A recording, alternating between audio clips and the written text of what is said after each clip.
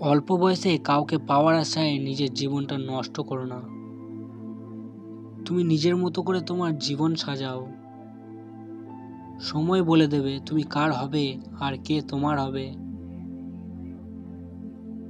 জীবনে যদি খারাপ সময় না আসতো তাহলে আপনার মধ্যে লুকিয়ে থাকার পর আর পরের মধ্যে লুকিয়ে থাকা আপনকে কখনো চেনা যেত না। আমাকে একজন জিজ্ঞাসা করেছিল আমার সব থেকে আপন কে। আমি হেসে উত্তর দিয়েছিলাম সময়।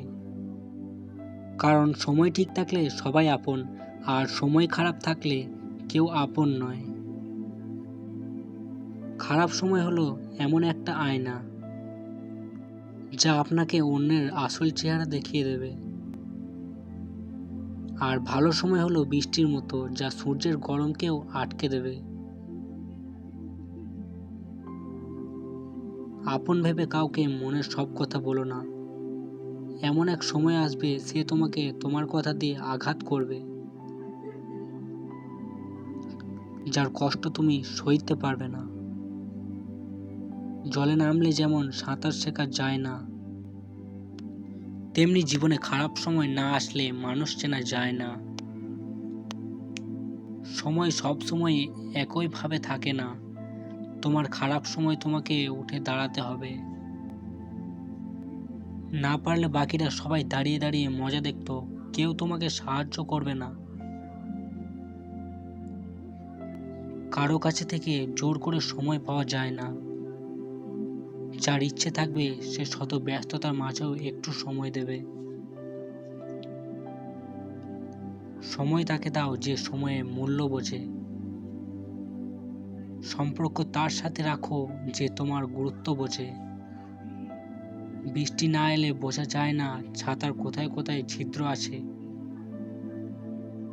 তেমনি খারাপ সময় না আসলে বোঝা যায় না কার মনে কি আছে। অন্যের খারাপ সময় দেখে কখনো হাসা উচিত নয়, কারণ নিজের খারাপ সময় আসতে বেশি সময় লাগে না।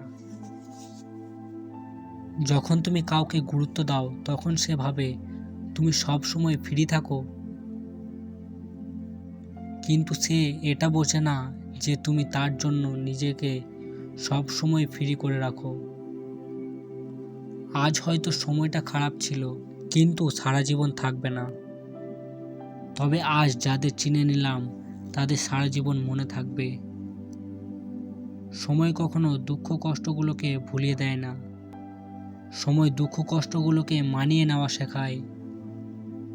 জীবনে খারাপ সময় আসবে, আর সেই সময়ের সাথে লড়াই করে নিজেকে টিকিয়ে রাখতে হবে।